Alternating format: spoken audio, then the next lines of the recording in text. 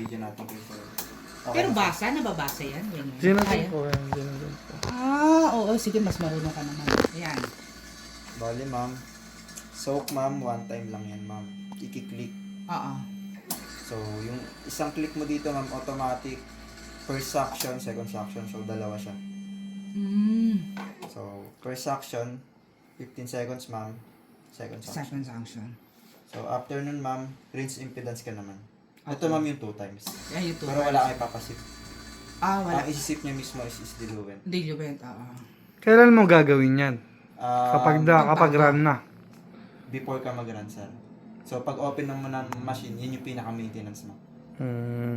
Before mo siya gamitin, kahit anong run, mag-run ka ng QC, mag-run ka ng sample, yun, ito muna dapat. Soak chamber. Yes, ma'am. Ito, ma'am, yung tatlo, ma'am.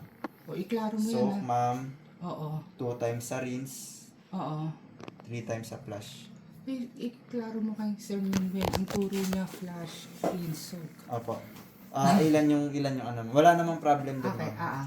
Kung mapapansin niyo, ma'am, nag-iba lang, ma'am, yung sequence. Pero Oo. yung button same lang. Oo nga. Yun So, pa rin okay naman din. po yun. Okay. Yun ang ano naman niya, way niya. Okay. So, the same din lang pala. Okay. Same lang yun, ma'am. Tas Isang 3 sa soak, flush. dalawang rinse, tatlong flash. Yes po. Sa flush naman, wala kang pinasip, ma'am.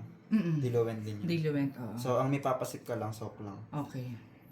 So, flush pa natin isa. Before pa mag-run.